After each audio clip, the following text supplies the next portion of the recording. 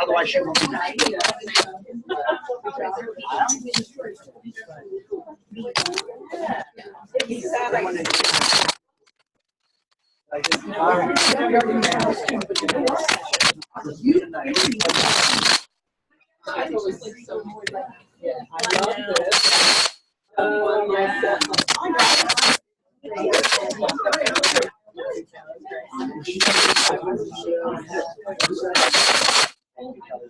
Hey, Rebecca, how are you?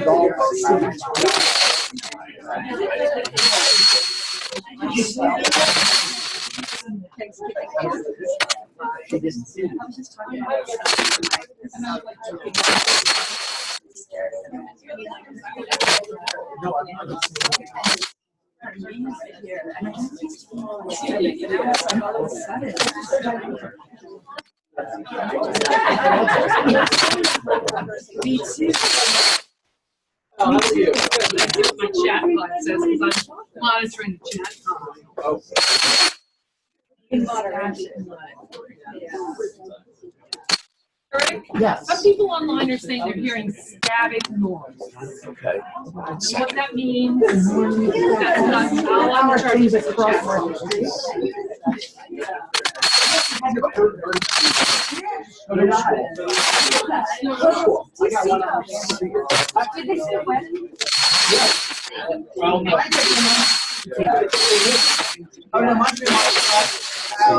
Any better? Yeah.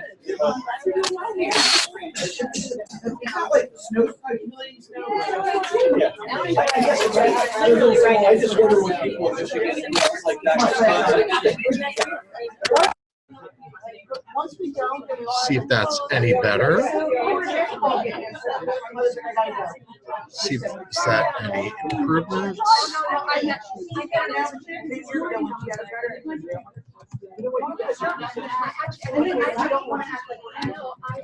Good. There is an improvement. We're set. Thank you. Thanks for your feedback.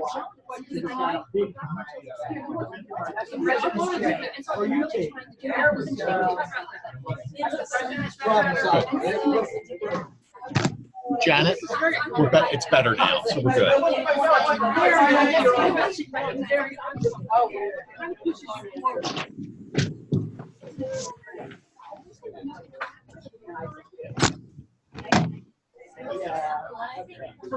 I'm assuming you have to do with the girl. My son, for Christmas, he asked me to get in part of that. He just left to go on like a work thing already for a couple days.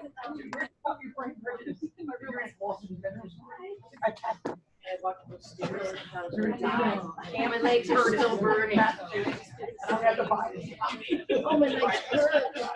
Oh my God.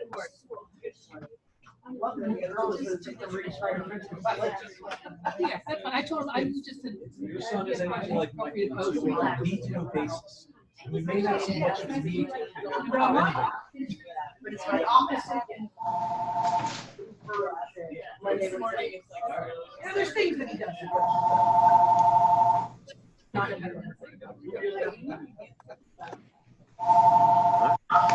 as well. do you think you could mute everyone?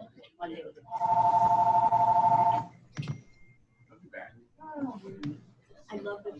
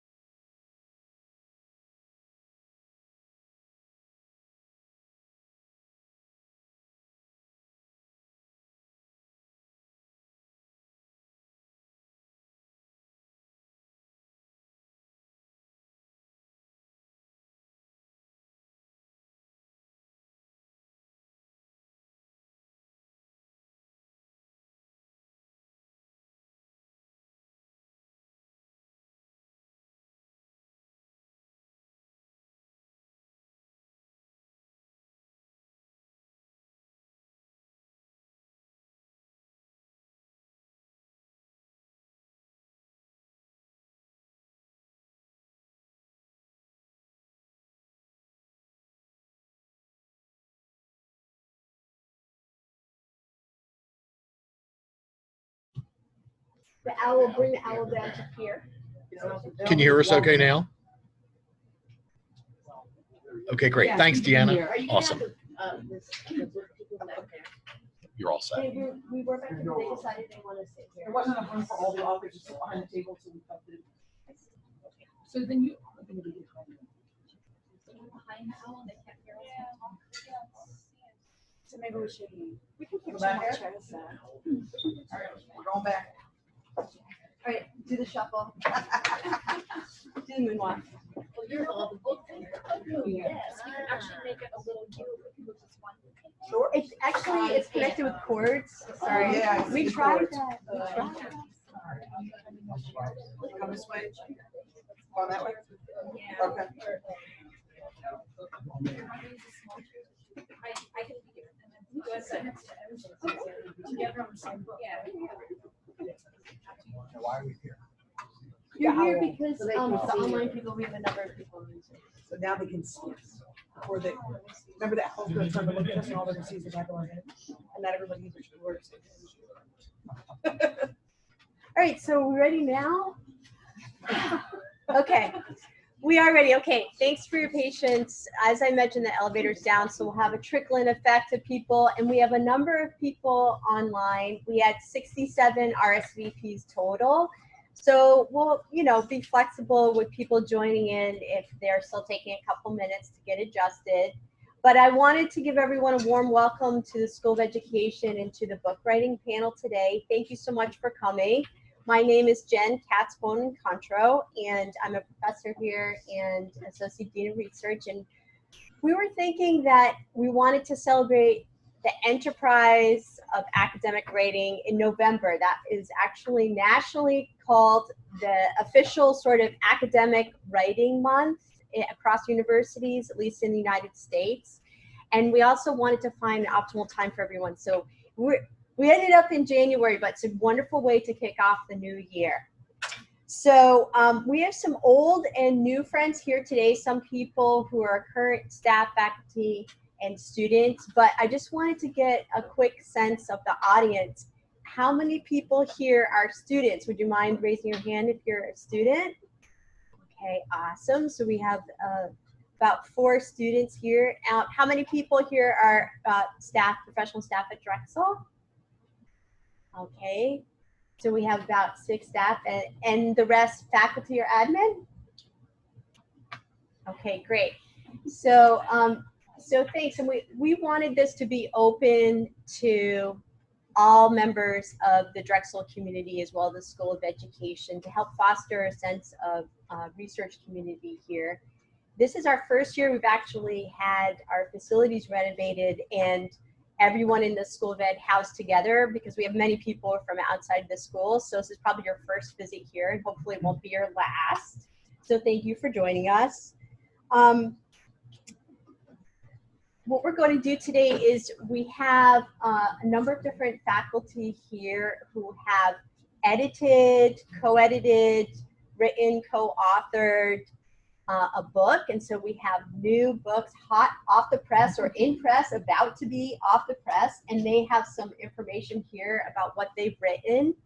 So in order to kick things off, what I'm going to do is ask each person just to introduce themselves in terms of what they do here, what their area of expertise is, and just to give us maybe the title of their book. And then I have a list of about 5 questions on the various topics of book writing, and we'll engage in that. And we'll do sort of question and response and get some conversation flowing. And then towards the end of the hour, we'll collect some questions. So feel free to keep track of your questions and thoughts as you hear people talk about different topics and make some notes so you can get your question in towards the end. And then we also have Janet Sloan here, who is my esteemed colleague, who's going to take some questions from Zoom because, like I mentioned, we probably have the equal amount or more of attendees on Zoom. All right, so thank you. So I'm going to start all the way over here and go left to right. So Chrissy, would you like to kick off our introductions, please? Sure, we're just introducing ourselves. Yeah, introduce, and also could you just give the title of the book that's in press or from 2019, and then what your role is. Okay.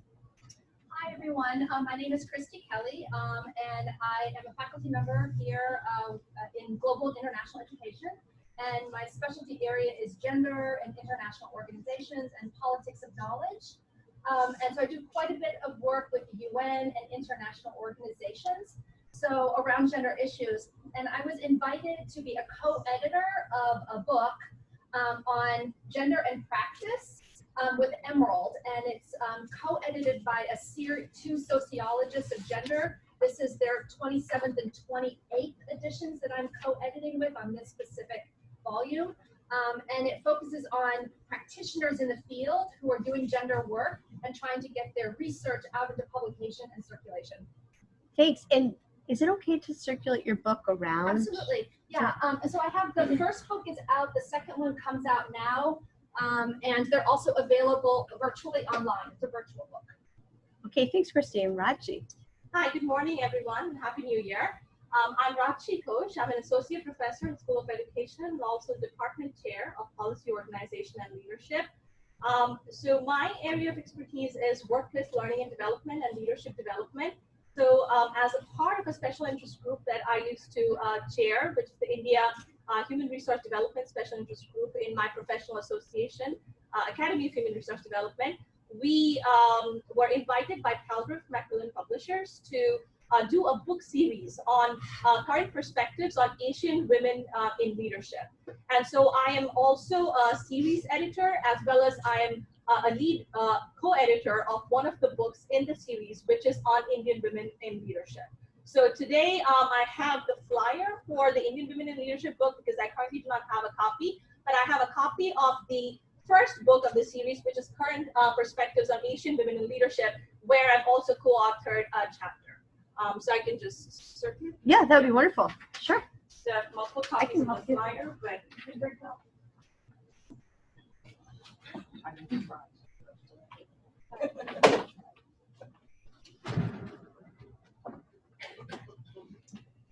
And the reason that Rashi doesn't have a hard copy of the book is her father-in-law took it with him to go back and show off to all of his friends and family. Yeah, they were visiting us last year, and it was very sweet of him. I mean, over the Christmas holidays, I was sharing with my colleagues, me and my daughter were searching the whole house because Jen had asked us to get a copy to the panel, and then I found out over phone that my father-in-law took the liberty of taking it. So, hence, I have a flyer for my book that I edited, but I have a copy of the first book of the series.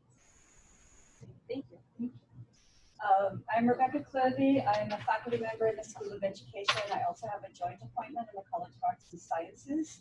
My field is also global and international education, and I'm the director of global studies in the College of Arts and Sciences.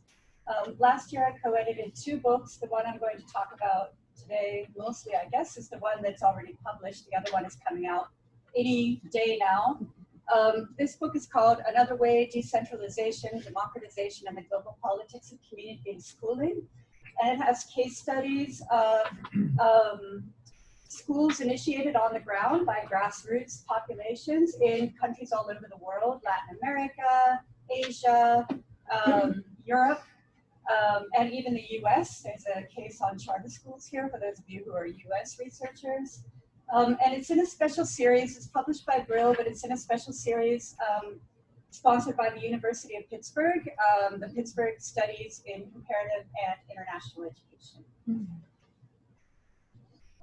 Thank you. So I'm Vera Lee. I'm an associate clinical professor in the School of Education.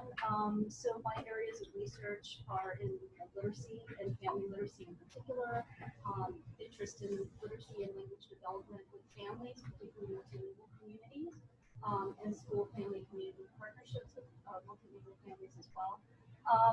So the book that I had co-authored is actually a second edition. The way that it came about is about 5 years ago. There is Delia Newman, who is an emeritus professor out of the College of Computing and Informatics, had published a book from Springer, so learning in information-rich environments. And so that actually had quite a following. I mean, it was sort of had quite Yeah, I mean, in terms of the information literacy field, it was very well received. We have done about 5 years of research on the model that she writes about, which is the iLearn model. So it's a learning model with information. And so we had actually done research in Philadelphia schools, both public and charter schools, as well as one private school in the suburbs. That was our most recent research. And so we had contributed actually on the ground applied research using this model. And that became one of the chapters that's at the very end of the book, as well as introducing some new, I think, theoretical frameworks based, because we're an interdisciplinary team, so we sort of brought our particular perspectives to bear on the research as well. We have a couple of other co-authors, so Stacey Greenwell out of University of Kentucky. She's actually a librarian in the university system out at University of Kentucky. And then, of course, Alan Grant, who's now the dean at SUNY Potsdam, so he was here. And then, of course, Delia Newman, who's the first author. Hi, I'm Mary Jean, MJTC DiCarlo, also an associate clinical professor here in the School of Education. My interests also revolve around literacy, mostly literacy development and acquisition from birth to age 18. And I am also one of the co-authors on the second edition of Learning with Information. Okay, hi. Hi, everybody. I'm Don Bello. I'm a professor of early childhood education here at in the School of Education. As I look at the panel, I also realize I have a dual role, and that is as role model for the male faculty to let them know that they can also write books. So anyway, the book that I'm here to talk about is actually my 9th book. And I've both co-edited books as well as sole authored books and co-authored books. But this is kind of, this book, I'm not going to say last, but this book is kind of a labor of love that I have been thinking about for a long time. The title of the book, and I have to read it because it's coming out in May, is Scientific Influences on Early Childhood Education, From Diverse Perspectives to Common Practice. My area in early childhood is pre-kindergarten and kindergarten curriculum, assessment, and child development. And one of the things that, as you can also notice, I'm the most seasoned faculty member here, is that through the years of teaching, I've learned that early childhood education, even though I kind of knew it, really comes from a lot of different backgrounds. So what I wanted to do was really look at how scientific is the field of early childhood education. And so we invited, I have a co-author from the University of Wisconsin, or co-editor from the University of Wisconsin in Madison, who is working with me on the book. And so we invited, between the two of us, we know a lot of people. So we invited sociologists, anthropologists, neuropsychologists, psychologists, political scientists, and so on and so forth, economists who have some of their work touches early childhood education, and asked each of those authors to write how their specific scientific field has shaped early childhood education through the years. And so that's what we're going to do. That's what the book is about. So as I mentioned, the book is being published, or I didn't mention, the book is being published by Routledge and will be coming out in May. And I have the table of content and the authors and their locations for you so that you can see the variety of people that are contributing to the book. Great. Okay, so you can take one of these and pass it back to the other table. All right, so now we're going to start off with our first question. And actually, I'm coming to this question from the perspective of writing a book for the first time. So even though you're on your 9th, or some of us might be on our 1st or 2nd or 3rd or multiple editions of a book, my question for you is getting to that mindset. What's it like?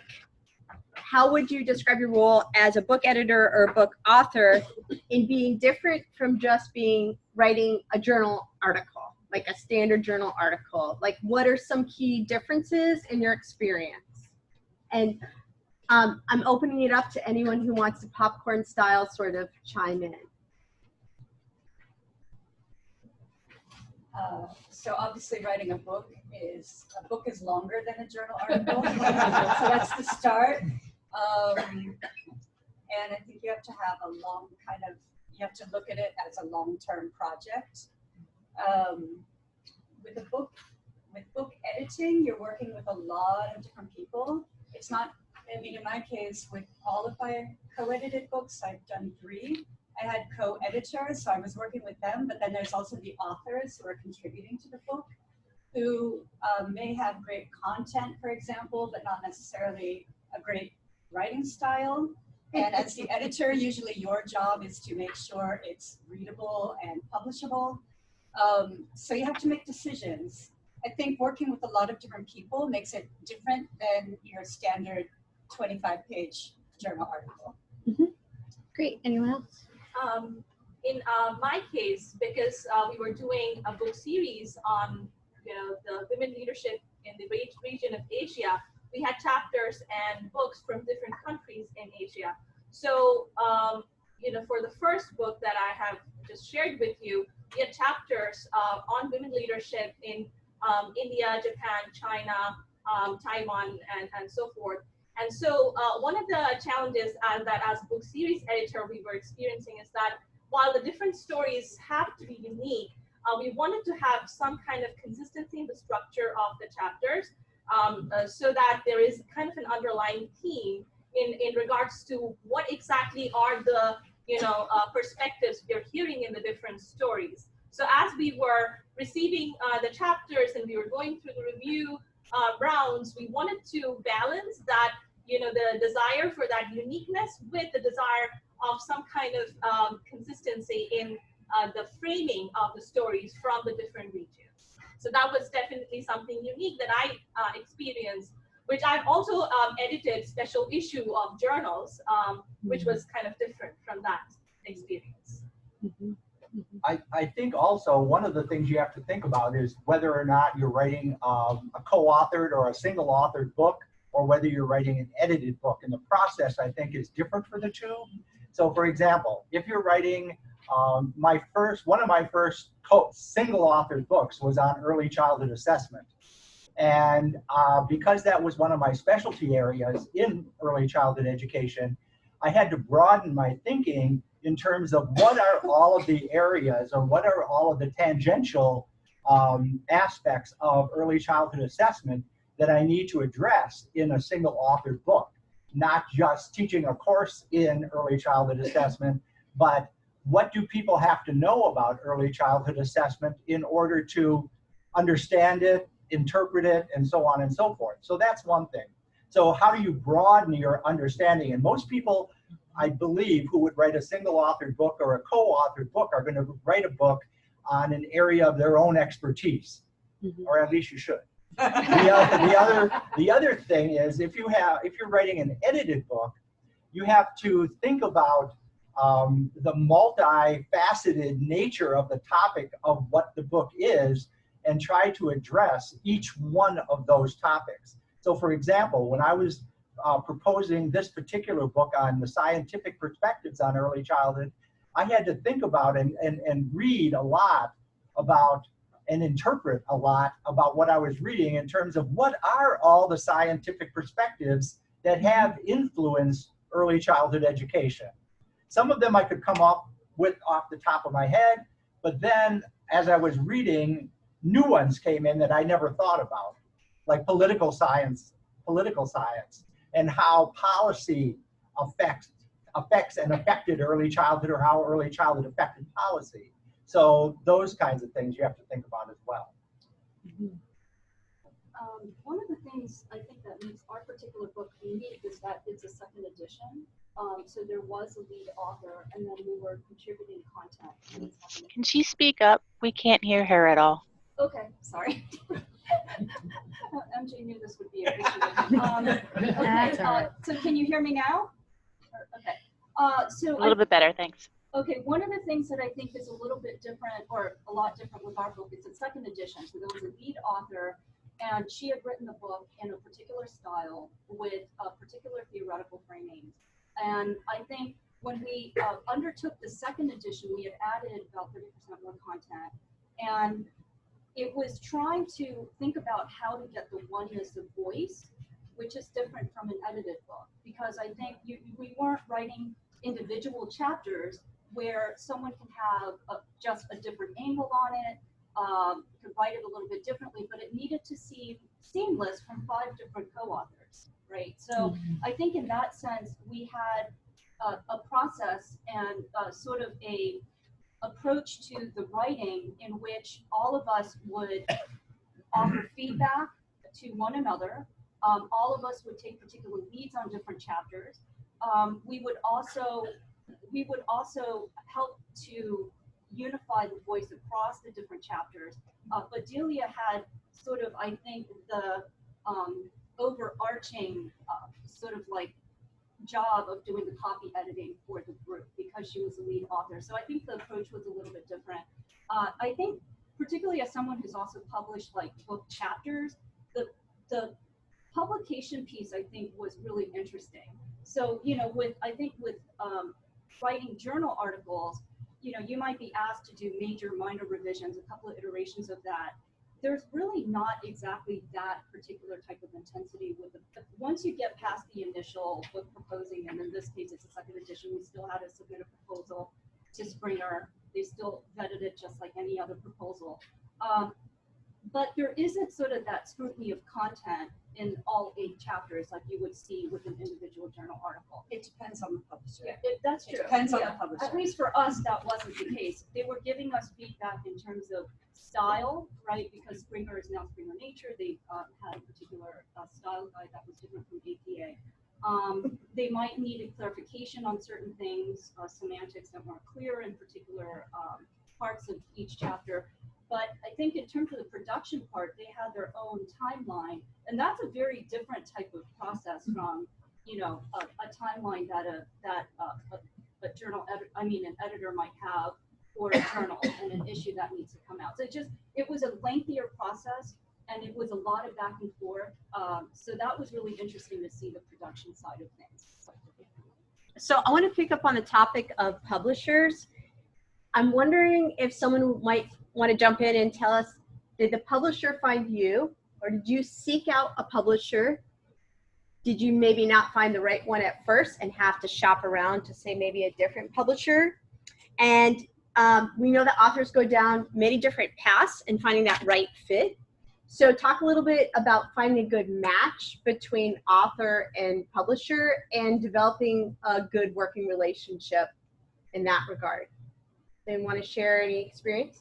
I'll talk about a recent experience where I was working with another colleague, actually in the College of Arts and Sciences in politics, and we're both in different fields, so we both had different publishers and different book series in mind for our book, which is coming out probably this month, and the book is about China.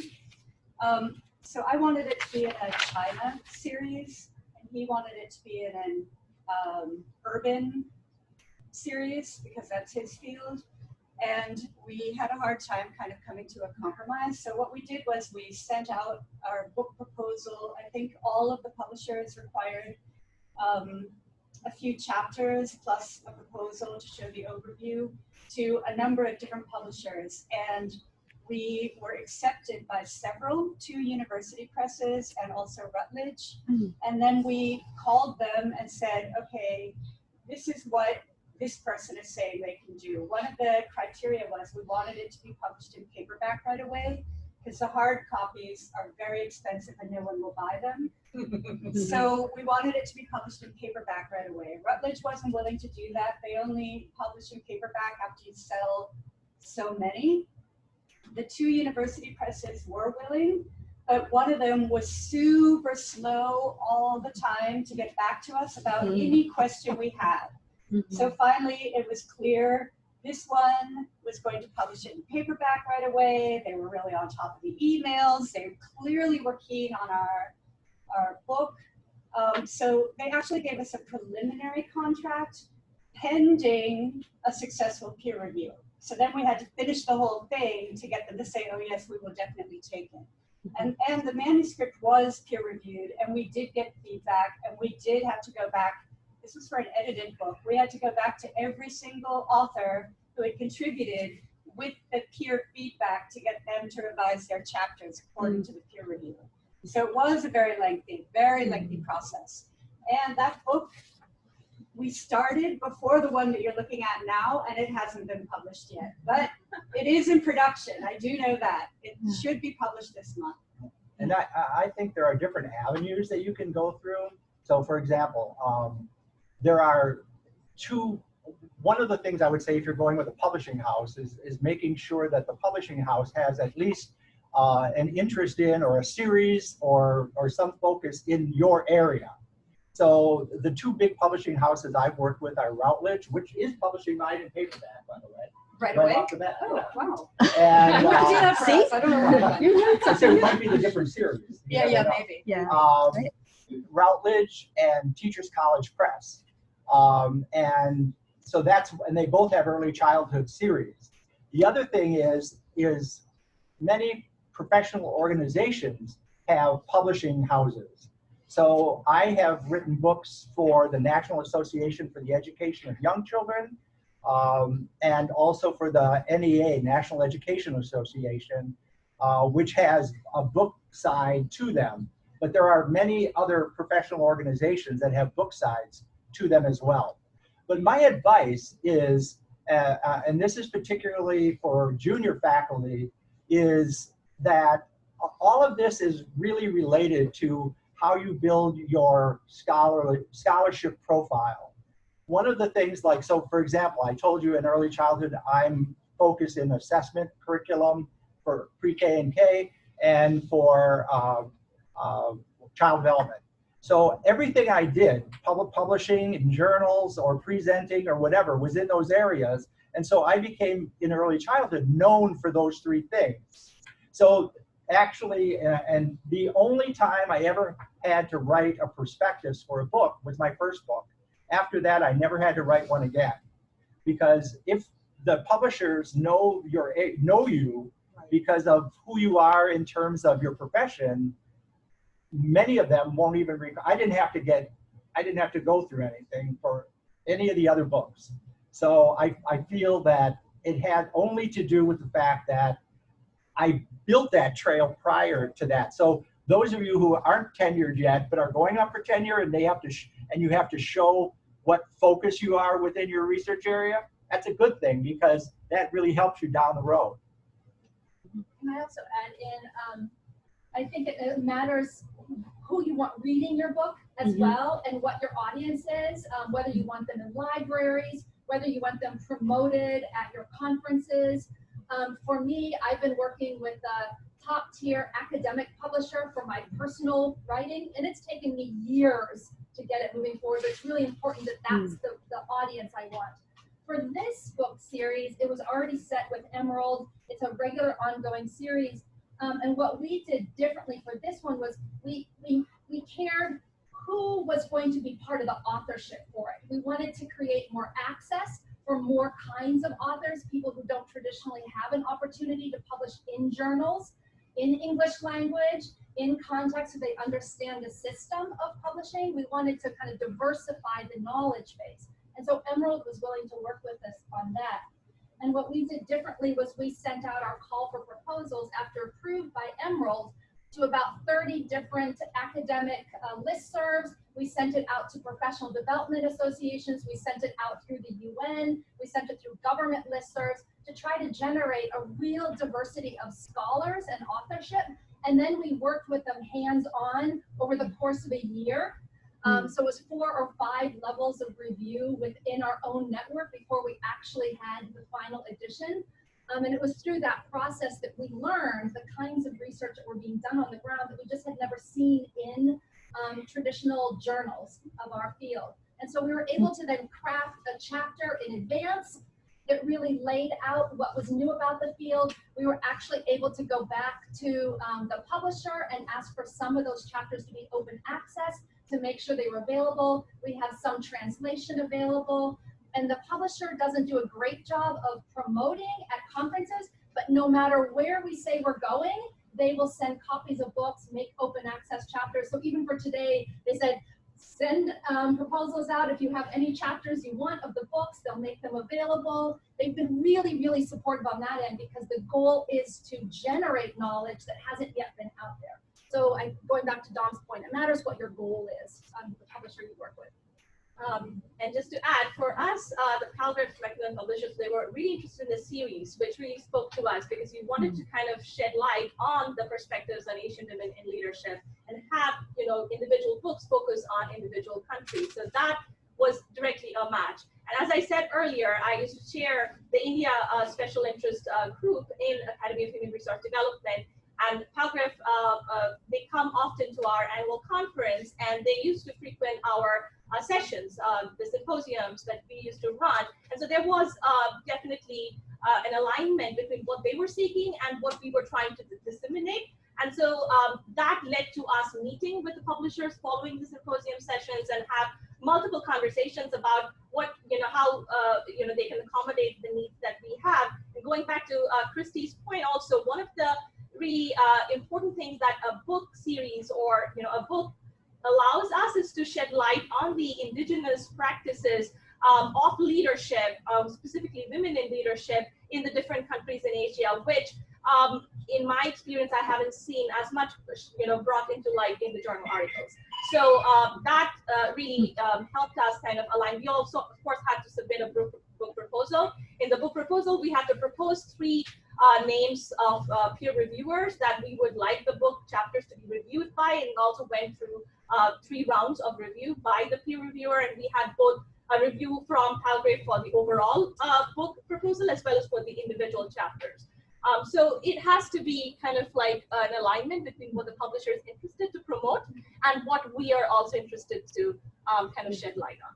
To piggyback on that, the first edition of Learning with Information came from a partnership between a professional organization and Springer. Springer was looking to publish more within the area of education and communication technologies, showed up repeatedly at their annual conferences when Springer, you know, sort of growing really rapidly in you know, early 2000s to the mid 2000s. And so that was how the first edition of this book came to be. Springer wanted to work with AECT. AECT was hoping to find other ways to publish their information beyond Tech Trends and other journals. And so that partnership arose there, and then Delia was the first one within that group to get a book contract through that process. So your professional organizations are another good place to look for aligned publishers interested in your work. So one of the themes that I hear from some of your comments is you were making sure that you're providing a resource that wasn't present already in scholarly journals or you didn't see being published out there. So on the flip side to that, once you do have your idea and you've developed it and you've talked with the publisher, what strategies have you used to make sure your book conceptual focus is distinct and different from those other ones already on the market? So how much work did you do in scanning the environment to see who is already published in this area or a related area? Can you talk a little bit, does anyone want to talk a little bit about that? In the book proposal that we had to submit to Palgrave, there is a section, market and competition. So we have to scan the market and give a synopsis of what kind of similar books are out there and how, what the story that we want to tell through the series and through the individual books is going to be distinctive. So that, you know, did go through, that was a part of the review. So that we are not trying to kind of recreate what's already out there. I would say for ours as well, we wrote an introductory chapter that helped position the chapters involved, that placed it within a broader market and a broader set of theories as well as practices and policies. One of the things that was really interesting from my experience doing this for the first time was that we were surprised by some of the proposals that came in. They were fields we were not familiar with, and so like Dom, right, mentioned in the editorial, you have to actually go now research and find out what is valuable about what's important about that field and make a case for it. In addition, we had so many proposals that were great, they didn't fit in one book. So we then had to go back to the editor and say, well, could we do a second volume? How would that look? How do you then look at all the pieces that you've got and figure out what order they go in, what fits next to each other, what story are you trying to tell as you're laying out the volume and crafting your argument for why this volume should exist. Mm-hmm. And also, this is a place where Amazon is your friend. That's one area, one place, or Google Scholar, one place that you can go and find out, you know, just put in some of the catchwords that you're thinking about and see what books have been written in that area and kind of research them out. And just as the same as, you know, and I don't know each of your areas out there, but if you're writing an empirical research article for a journal, one of the things that you have to do in justifying your study is to say what new information your study is going to produce. The same thing is true with a book. So there might be lots of books in your area, but your focus or your strategy or whatever you're going to do is going to look at it from a different perspective, provide new angles to it, and that's what you want to find out and talk about. Because in a book publishing proposal that the publishers will give you, that is one of the areas. What is your competition, and how are you different than what your competition is?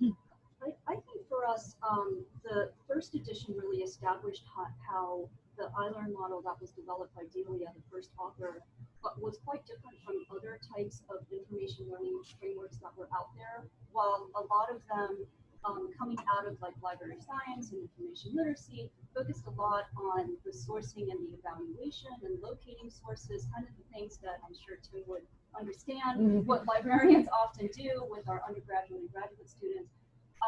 She really positioned it as learning with information, which was quite a different take on the iLearn model compared to, you know, Big Six and some of the other big information literacy models that were out there at the time.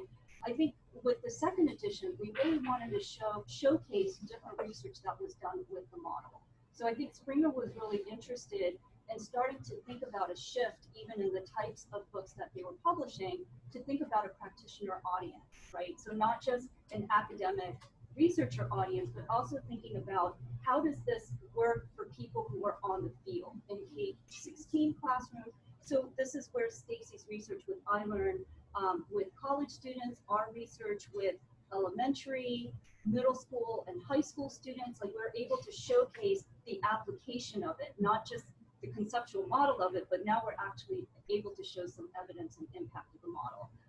So a lot of it was the shift in direction of the publisher, as well as being able to contribute something new for librarians, for teacher educators, how these two disciplines can kind of work together in terms of education and information literacy. Okay, great. So I actually want to skip to the last question so I can open it up to the audience and open it up to the Zoom audience and get a chance to have a little more discussion with you. So the last question is basically, what were any surprises during the first round of copy editing and proofreading that you received?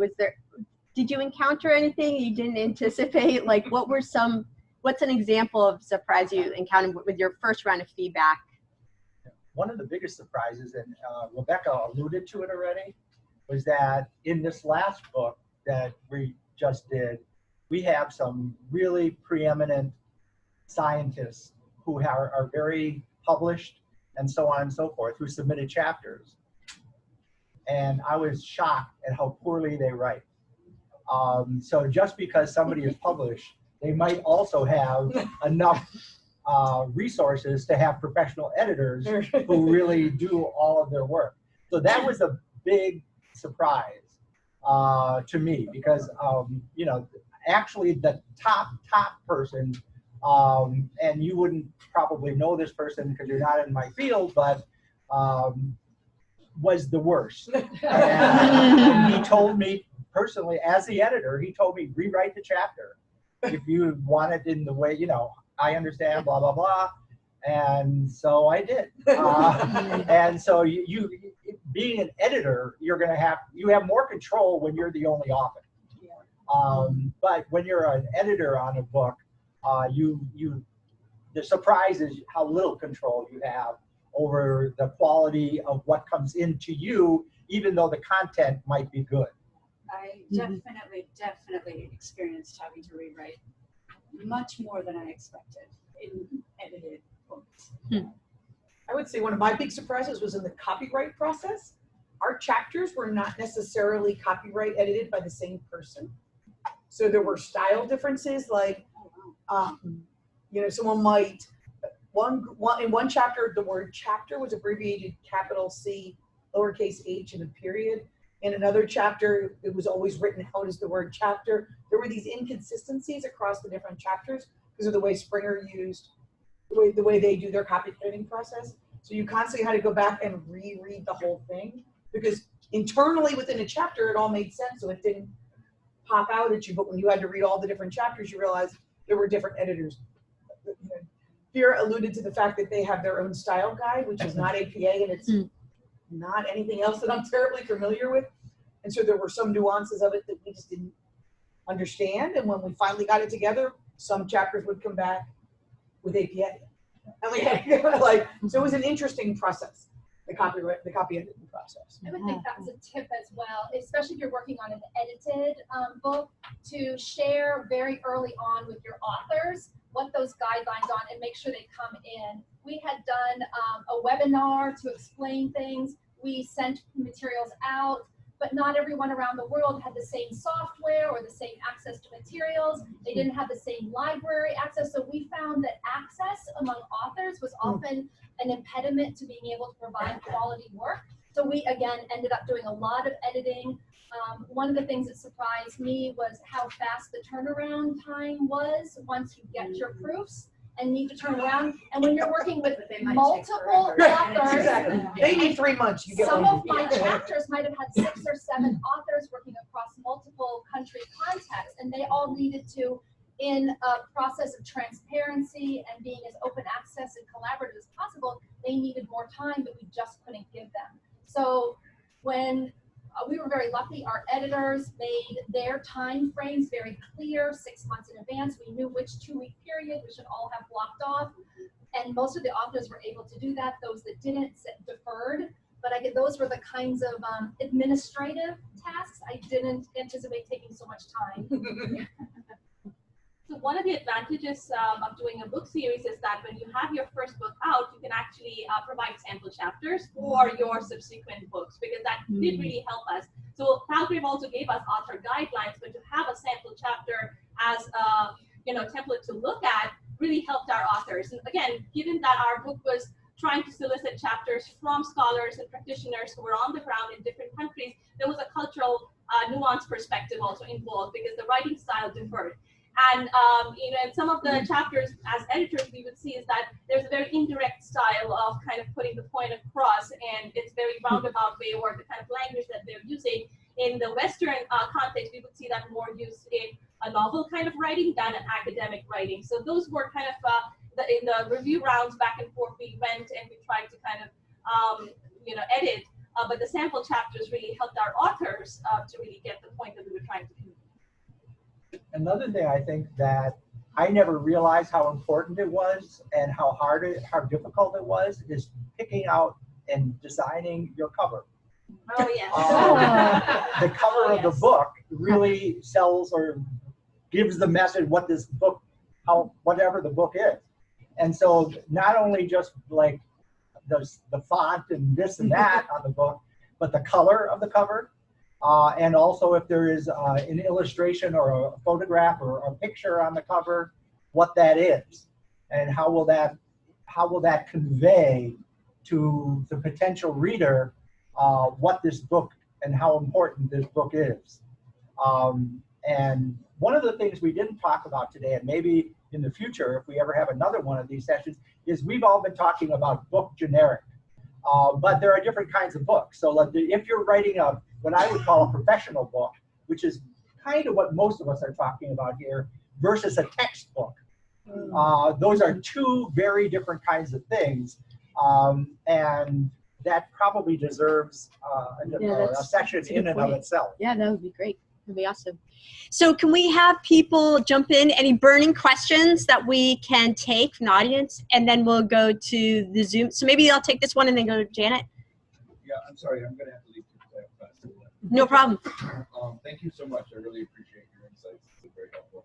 One thing you didn't mention was agents, whether or not as a first book writer, it's good to try to get somebody to help you with talking and writing. Interesting that you asked that, because I just was talking to someone recently about that. Actually, I was approached by an agent after my book, the one that hasn't come out yet, that will be out this month, was starting to be advertised. An agent approached me and said, we can help with advertising, we can help with this and that. And I asked the co-editor, and we agreed not to pursue that. And I asked other colleagues, do you do this? And they said they don't know any academic who has done it, but I do know that people who aren't in academia do use agents, and the advantage is that they will advertise your book, they'll get the word out. I think I wondered how, I mean, if you're writing for an academic audience or even a professional audience about a particular topic, how much advertising is going to really sell your book? Because that audience, it's a niche, right? It's a niche audience. If you're writing a popular book, then you probably would want that. So I personally haven't used it. I don't know if any of you guys. Until you mentioned that, I never knew there was such a thing. Yeah.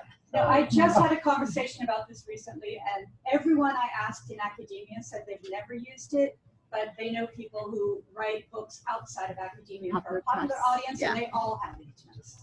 I'm going to jump in. I don't use an agent, and I don't know anyone who does either. But I will say one of the other things that surprised me, which is how much PR work you have to do after you're and we didn't plan that in far enough in advance. So while we were after copy editing, we've got a month or so, or maybe a year or 2 years, whatever it is before it goes to press. You should be designing all those materials out, all those listservs, all those kinds of things you want to go. Know when you're doing book talks, make sure books are getting out there, make sure chapters are made available. I this fall, I think, submitted to pretty much every conference I could as an author, and I've submitted it for every single award that's available. Not that I expect to get it, but I figure that's a way of getting it read. So that also could be a consideration in the publisher that you choose, because different publishers will do more with marketing than others. Some do nothing, and it's all on you, and some do quite a bit. Can we squeeze in a Zoom question? So the first question on Zoom was about self-publishing. Are there benefits for self-publishing, and why would you consider self-publishing versus going to a publishing company? Personally, I would never consider self-publishing. As an academic, it's not valued in terms of tenure, promotion, or anything else. And the same is true with vanity press. So, you know, that's also, there are also those that they will publish your book, but you pay them to publish your book. And maybe that's what they mean by self-publishing, I don't know. But it's really not, in academia, I don't think it's very well respected. If I wanted my book to be part of the academic discussion, I wouldn't choose to self-publish. Because there's something about a publisher going through a vetting process that lends credibility and some weight to the work that you're doing. Yes, in the back. Yeah, I was just wondering if any of you negotiated with your publishers at all about copyright transfer agreements, either for yourselves or for the chapter authors? Yes, we did. We needed to negotiate because of depending on where grants were coming from, the people were using the data to publish the chapters. So different countries have different requirements, different donors and funders had different requirements. So we needed to go back to the publisher and make sure that all of those individual requirements were all met. We also had to meet IRB type requirements for different contexts of the world. Anyone who was doing online research had different requirements than those doing face-to-face. We had a lot of negotiations, chapter by chapter. Yeah, and there are negotiables and non-negotiables. So, I mean, they're pretty clear about what those are. The other thing that I think a lot of authors, especially newer authors, don't realize is you can negotiate your royalties. Yes.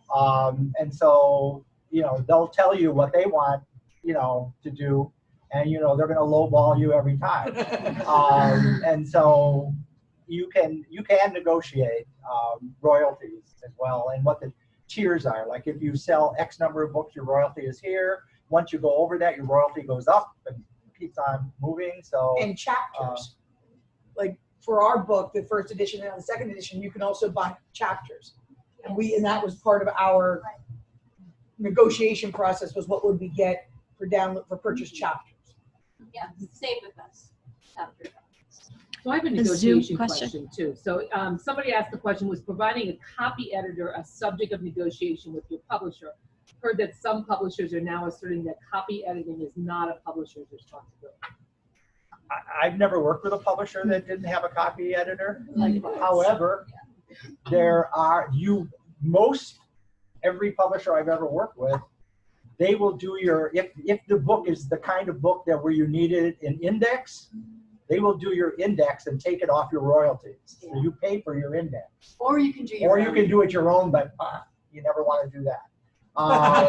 But some books don't need an index. Like this book that I just passed out to you really doesn't need an index because there's no commonality where you want to look up one thing or something across the chapters. So that's the other thing that's part of the negotiation. Larry?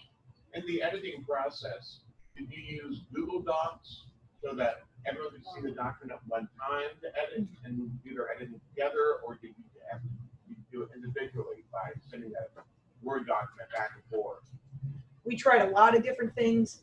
We had doc students helping us try things, and in the end, we ended up back to Word docs being circulated.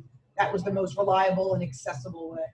So what we did, because I have a co-editor on this book, we divided up the authors into two groups. I took one group of authors, she took the other group of authors, and we were the sole editor on those authors. So we didn't have to share anything. That's what I did too.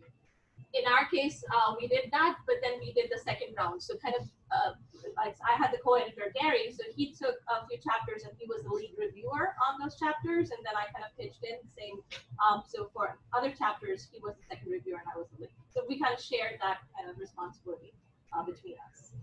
But we also went back and forth with the Word copy. And then she reviewed my chapter and I reviewed her chapter. That was how we did it. And it didn't matter who took the lead on whichever 8 chapters. Everyone had to read and do some sort of like revision or editing or commenting, and it had to be circulated. And oftentimes we would date like when we reviewed it, who reviewed it with initials, and then you could see the titles getting longer because as it's circulated between 5 authors, you know when it's finished when you've got all 5 that have looked we at had like a naming nomenclature for the files that Why wouldn't you use the Google Doc type system? Like a Because cloud. those changes get saved, and I think that we wanted not all of the edits to the original edition. I mean, technology has changed so much. You would not believe how many websites, technology platforms have changed in 6 years. So, but some of those things we couldn't sign off and make final decisions till everyone looked at it. And so I think that the problem with Google Docs is if you edit something, you can't really track change it unless you choose it as an option. So you don't want to save changes just if you're just reviewing something. So we felt like the Microsoft Word was the safest way to go about it, so that we don't accidentally delete something, and without everyone having laid on the edits. And when we requested revised versions back from our authors, we did request a clean copy, but also a track change copy, and that helped facilitate the process as well. Excellent. Some more questions for Zoom. Last couple minutes. Now, this person has 2 questions. How do you get involved in writing? So, like, how do you get started? How do you get involved writing a chapter for a book? And if you are a main author but not the best writer, any helpful hints to be successful? I can say the place I started with book chapter writing is with good old IGI Global, because you can sign up for their website and you can just search what edited volumes are out there. So that was sort of a low-hanging fruit, for lack of a better term, as a way to get used to writing book chapters. And then the other book chapters I found were through calls, through professional groups and listservs. So those were the 2 ways I got started before I went to the book authoring part. Often if you track symposiums that are on the topic of your interest, a lot of times all the papers are kind of then invited to be submitted to an edited book. So that's one way to also get started to write a book chapter, that attend workshop symposium on the topic of your interest, and then follow up with the organizers to see if they're interested to invite your work for a book chapter. Mm-hmm. Mm-hmm. All right, I'll take one more question before we close. Any other comments or questions? Put in a plug. Tim and I in the library are happy to talk with anyone who is in the publishing process and have questions about copyright, about open access, about how likely your book would be to end up in the university library if that's something that's important to you. We're available to talk about all of those things. Thank you. All right, wonderful. Well, I'd like to extend my gratitude to all of the panelists here for coming today and all the staff in the School of Education who helped to produce this with marketing and coordinating everything. Let's give everyone a round of applause, shall we? I actually have a quote from Emerald, who shared with me the proposal, copies of excellent proposals, and they're looking for education-specific book topics. So if anyone's interested, just email me and I'll share those with you. That's really helpful. All right, thank you so much, and we'll send out the recording for those who are teaching and unable to attend.